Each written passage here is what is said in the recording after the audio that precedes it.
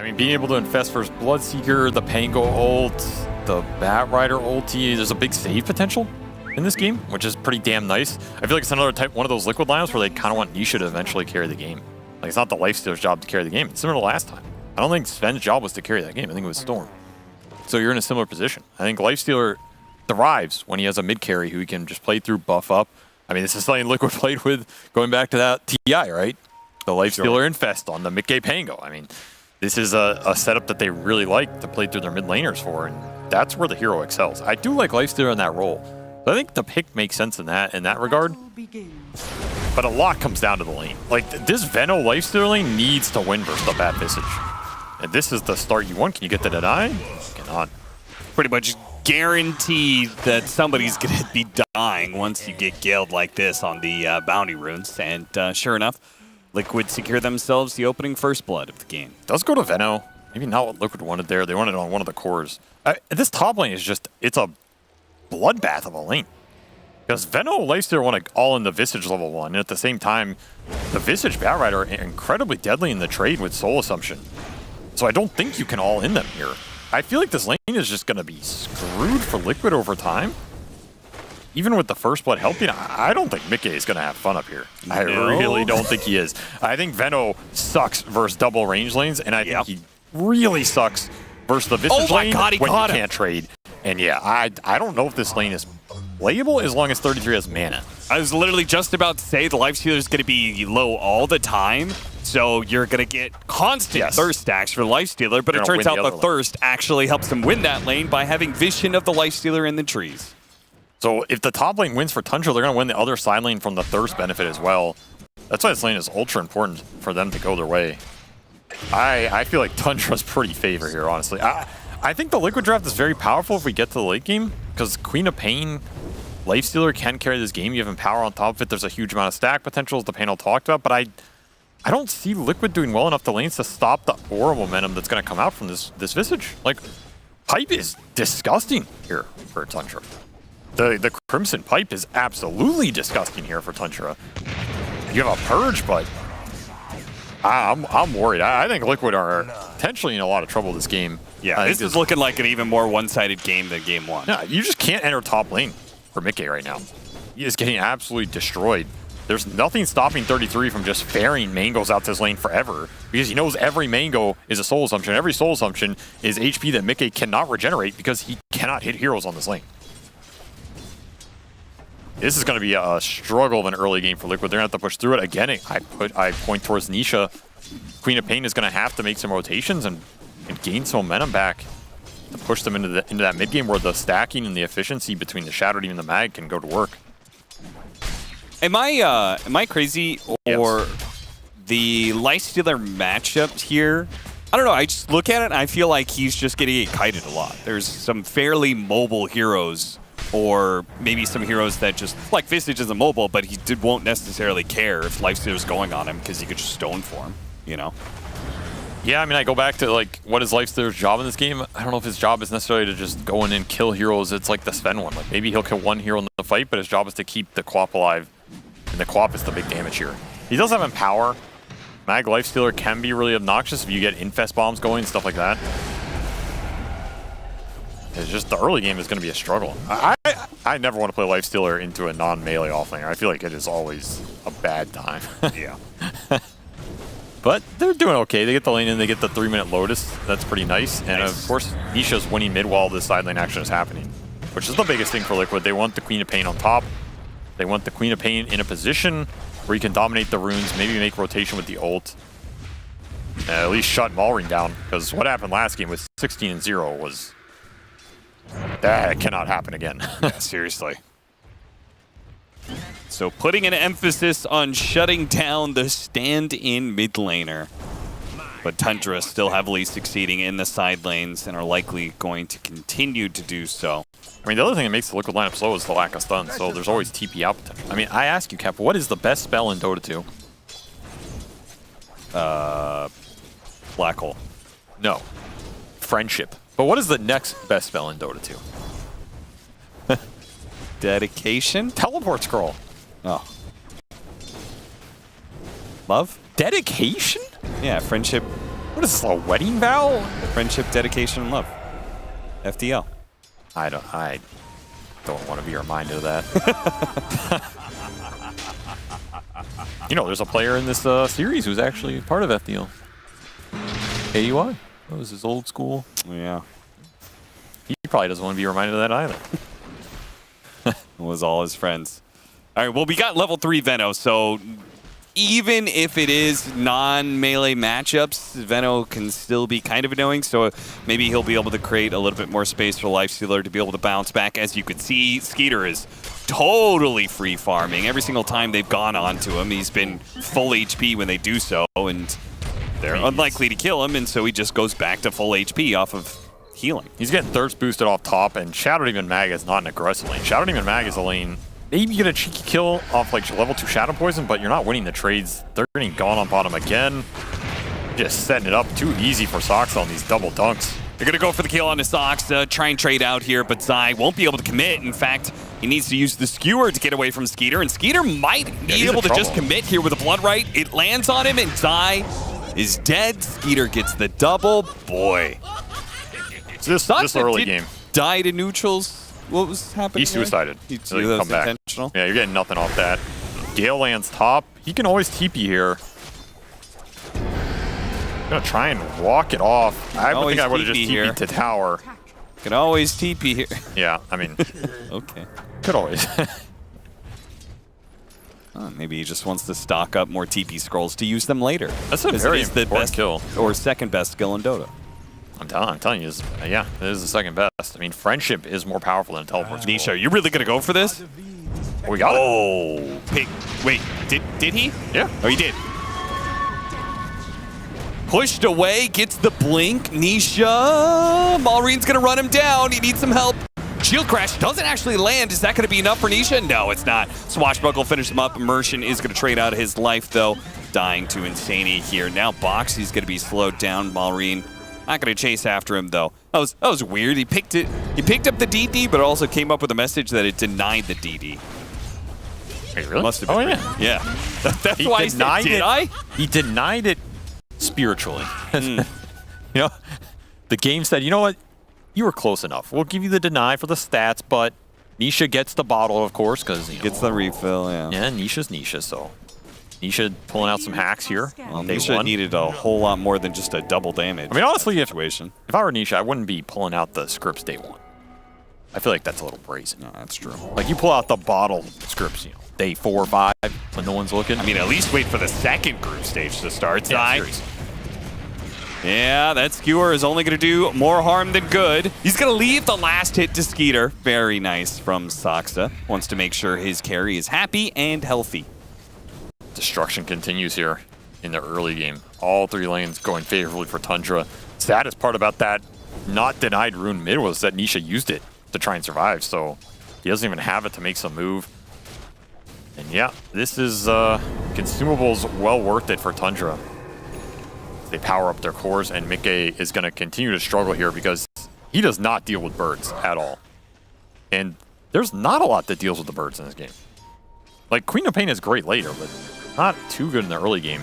I really think 33 just has free reign in this game, and I think when 33 has free reign, that is when Tundra are at their scariest. I mean, he was already pulling off some really good plays off the vacuum in game 1 with the Darkseer.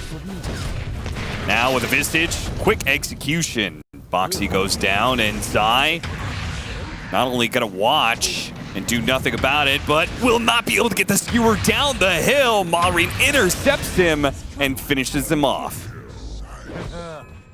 Tundra is getting everything. They are punishing the slowness from this Liquid lineup. The supports just aren't offering you anything here. Like, they're great later, but I feel like I keep saying that. There's a lot of things that are great later for Liquid. Are they going to get to later? Yeah, are we going to get to post 35 minutes, or is this just going to be another 30-minute beatdown? And you also have to think about the level supports here. Liquid supports really need levels. There's only 2 ways you get levels on supports this patch. It's the Wisdom Rune, and it's core kills. That's pretty much it. There's a third option sometimes, which is like mega stacking, but sure, it's kind of hard to pull off because if you're not getting the other 2 and then you go to the mega stacking, you a lot of times lose the mega stack because you're behind because you didn't get the other two. Yeah. So I feel like you need one of the other two to get the Mega Stack going, and I'm not sure Liquid are going to find any of that because the kills are difficult. Wisdom Rune's already been picked up. You're sitting on level 4 between the Veno and the Shadow Demon here. 2 supports who really need ults. Like, I cannot think of 2 supports that are more reliant on their ults here to create the kill potential. So the windows are just all open here for Tundra. Okay, the skewer back. Yeah, like the shockwave denying the blast off is always cute, but I kind of respect he's skewering, you know. It's like I'm going out on my terms. Sure. Why not? You think you're gonna kill me? No, I'm gonna kill myself first. Run myself to death. Green Mile. Another power rune from Maureen here. And those are the kills that are giving Sox the XP, as he is already 6.5, so he's having another fantastic game on Techie, 0-1 and 8. 8 assists at 10-minute mark is kind of ridiculous, to be honest. I know we don't talk about assists a lot, but that is a ridiculous amount of experience for his team. It's the power of this hero. Techie's just insanely strong right now. Yeah, I mean, they have very strong lanes, right? The Bat Rider and the Techies. They took them both first phase. That pretty much guarantees both your side lanes are going to go even at worst. That is a very strong thing to have, and it's another defensive wave. Wave goodbye to your ult for another 100 seconds.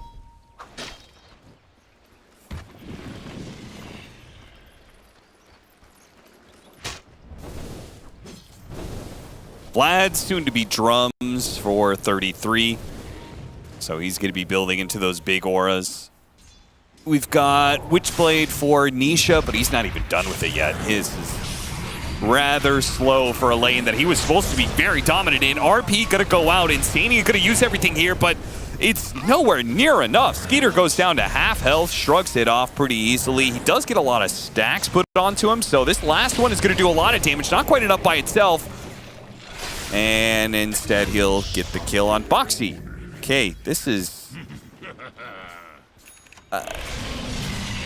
I mean, I know I said the show. You want to finish? I said Liquid. I think they're gonna not do so hot. It's not looking great. This is worse than I expected. It's day one. It's first series. It's early morning. It's there were some strong wind conditions. Weather's not optimal. I was like, wind conditions? No, wind conditions. The wind outside is causing some strong wind conditions as well, but not for Liquid. I'm not sure what their wind condition is right now. It's support ults. That is it. You need support ults right now. Well, you're not going to get it on Boxy. Don't get experience when you're dead. And just TP out. Limited stuns. Can always make these aggressive plays and have that as your backup. Tundra don't need to escalate this game that fast either. They're just content continuing to farm up the auras because they know the aura ball here is... I don't think there's any contesting if you don't have early purge, if you don't have early fighting items from Zai. I mean, look at how far Zai is behind 33 here. He's getting doubled up. This is when auras become an even bigger problem. Because auras are as good as your other cores are. And when all of your cores are ahead, then your auras become doubly as powerful. Sure. Yeah, I could see that. Yeah. The higher your HP, the more effective your magic resistance from Pipe or Crimson Guard. Yeah, they're a win more item. Yeah. That's why they're so damn good. Not a win less item. What is a win less item? Dagon. And yeah, that's actually... You're not winning and you go Dagon, you win even less. Oh, God. Whenever I see my mid-void spirit go Dagon. Yeah, we saw a lot of those. You know you lost. I mean, I kind of believe in the build, but I also don't. I don't. Yeah. Skewer, TP out on the high ground. Zai, one of the few times, well, the only time so far this game, he'll survive against the Rupture. And Tundra already, like, moving. I feel like it's probably just an effect of their draft and some of their early game lineup. Once again, Sonic Wave going to be forced to use defensively. Does Tundra have this on a timer or what? They just keep on forcing this out of Nisha, and they almost still kill him. Now, it looks like Immersion is probably the one to die here, but he gets denied instead by 33. They give Liquid absolutely nothing. I don't know. I mean, that was a strong deny. You think he would have lived? He's at like 200 HP. He just chunked him down with the birds. He's like, get the hell out of here. I mean, he probably would have had to deny him. I just think it looked funny. 33's like, I'm not going to wait. to see what, you usually wait a little. Sure, there wasn't sure. any damage coming. See exactly how low he gets. I mean, the ultimate from the Veno, I think, had already ticked out entirely. I mean, it's finally an ult from the Liquid supports that, like, that's their kill turret, right? Yeah. You just took him. It's like, I see low hero. Okay. I kill low hero. Remember when you said one of the ways back into these games, you're specifically talking about supports, is that like in order to get Mega experience, stack. you get the Mega Stack. Dire you triangle. said when you're losing, The Mega Stack. you usually don't get the Mega Stack because the enemy team is winning and they assert their dominance. They usually take the Mega Stack away from you. Not in this situation. That was a lot of gold. They gave a lot of gold to Liquid there off of the Mega Stack. They're still up 6,000 net worth, so I'm sure Tundra's not too I think concerned. it was a 6 or 7 ancient stack. That was really big, yeah. That is a huge gold injection here. Yeah, that is the one comeback. I'm surprised that Tundra did not scout it at some point, right? Because you're looking at this lineup. You know they're stacking triangle. It's a mag lineup. It's a Shadow Demon Veno mag line. Like, there is nothing else to be done. And they're coming in here, but it's a minute too late. Nisha trying to help out Boxy here, but Skeeter has already killed Zai, so they're not going to get help from their offlaner. In mid, Balreen is already here, chasing after Nisha. Is he going to go for it? I feel like he is. He's shown a lot of bravado in this matchup up against Nisha already, diving him underneath the tier 2 to finish him off. 6-0. He is 22-0 in this series so far for Balreen. You cannot ask for anything better as a start. Another deny, by the way, on the Bat Rider. So the double support outs go on Immersion, and the double support ults yield nothing. You're in dire territory now. That is exactly where Tundra is, on dire territory. I knew you'd appreciate that one. You're welcome. Yeah, they are completely occupying the dire side of the map right now. Hey, at least they got the Mega Stack, though. You know? Yeah, they got all that golden experience and then immediately died to Tundra. Man, Zai looks like he's struggling. That was a stark expression. I thought that Liquid looked a little shell-shocked after game 1. There was no... I mean, that's the thing about Dota. Like, we see the tip of the iceberg, right? You don't know what the last week of scrims have been. You don't know what the last week of Dota has been, pubs-wise, right? Sometimes you're just in a funk. Yeah. Like, Liquid could have lost the last 20 games. We have no idea. They could have won their last 20 games. Yeah, and they're wondering what the hell happened, guys. Yeah. I thought we were actually kind of decent. That's why there's always a hidden story. But it's gonna be a rough first series here. Tundra continue the momentum. The auras are starting to build up for 33.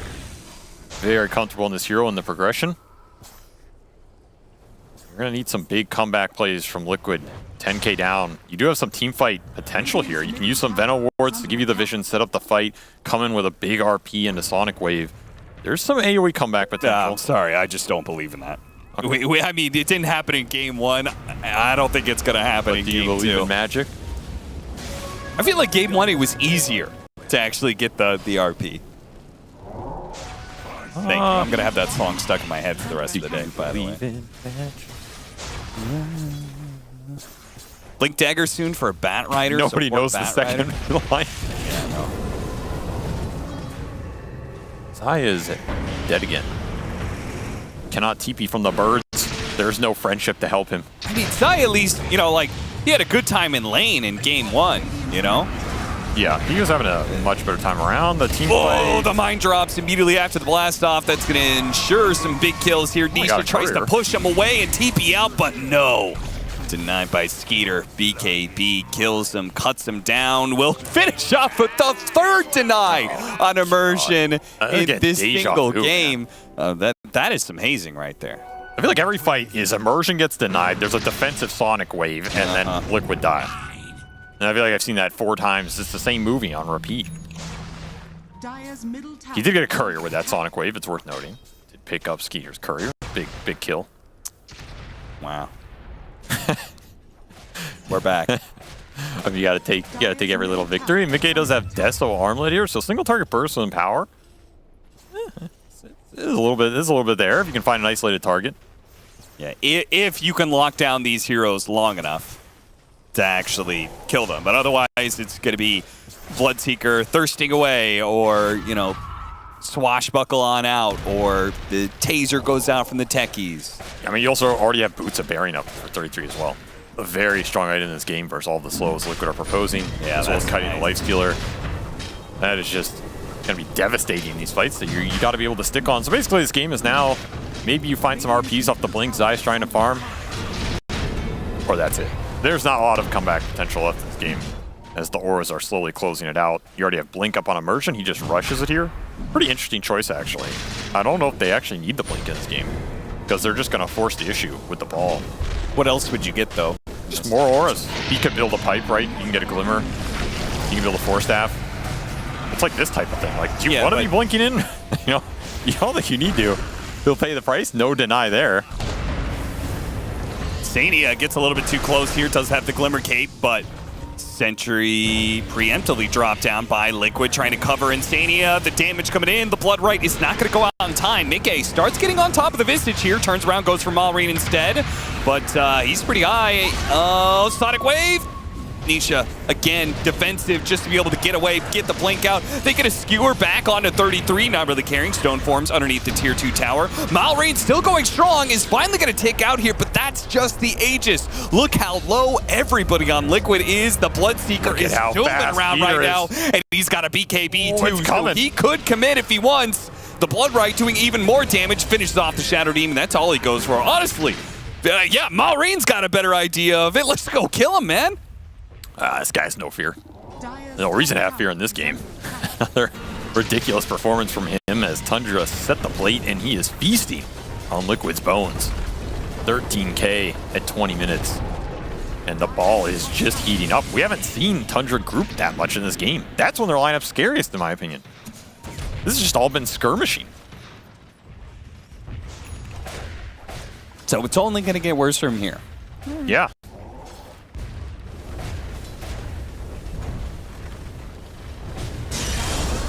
Well, it did get worse. Oh, it got a little bit better. Mickey somehow gets off the rage before the blast off continues that stun. If that were a patch go, you'd be done. That is true. And Boxy's going to pick up a Wisdom Rune. Something to be thankful for.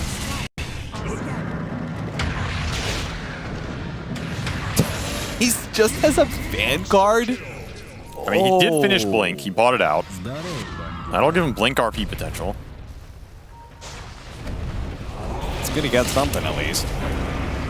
Ooh, the self-cleanse. Self-cleanse, but he's still bleeding out from the rupture. A spiteful demonic purge put onto Immersion before he goes down. Man, I don't think we've seen Liquid this discoordinated in a long time. No.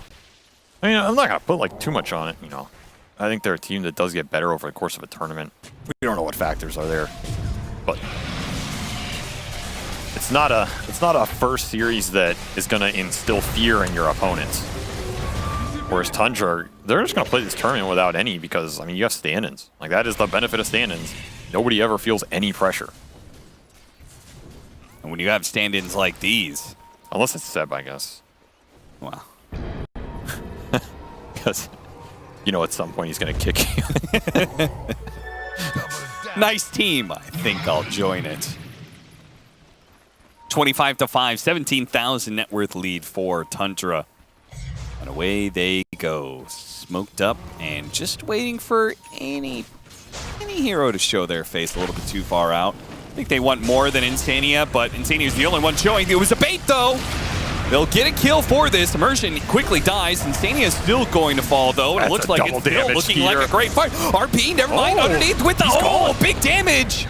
The physical and the pure combined together to blow up the carry. Skeeter. He was being a little bit cautious earlier, but now this time he dives in a bit too deep. Boxy is going to die, though. 33, still going strong. If they Nisha's, he's out of mana. He's in trouble, and he's dead. I was going to say, if Liquid can heal and come back. But there is still a lot of damage in the tank. Off these swashbuckles, the birds just getting run down. 33 is a rock. Quite literally, they just can't touch him. Still a huge kill on the Bloodseeker. That was a double damage for Skeeter. He got melted. That is that RP Sonic Wave combination that it's still going to be a threat here. Was that enough? Probably not. No, it wasn't. There's Good still bait, 18,000 net worth up. It was a solid bait. It was. It felt like Nisha's play there where he blinked out.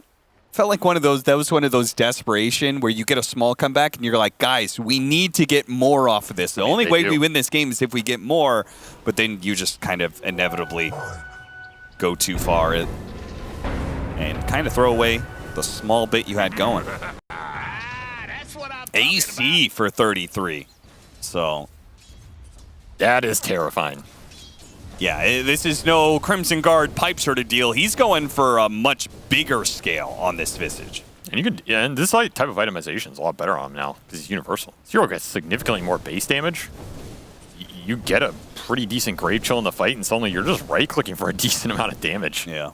It's not crazy. It's not like you're chunking heroes down, but it adds up over the course of a fight, especially when Visage is kind of one of these support killers. Like, I'd be pretty curious to see this hero in this meta with one of those, Ags AC builds where you're just going in, you pop up on somebody, and you just shred him. Yeah. That sounds pretty scary to me. I think this hero does have some untapped potential. I think he's one of those heroes that often gets forgot about because a lot of the summons fell off. The Brood, the Lycan. I mean, the Beast. Beast is not even a summons hero now. No, he's an axe. That hero. Yeah, they gave Beast the axe, and I guess they should give axe the Beast. It's got that beast in him, though. Aghanim Scepter, Bloodseeker. That's the kind of game we're dealing with here. It's a solid axe now, honestly. We're just going to see it a lot more. This thing gives you barrier, it gives you sustain in the fights. Okay, but why are you getting it in this situation instead of more right-click?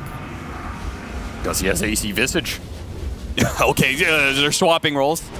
Visage is going to do the right-click damage, and Bloodseeker is going to do the magic damage? I feel like all Skeeter needs to do is survive. If he stays alive, they're going to win the fights. Okay. I don't think they have any damage issues right now. Their whole lineup is damage.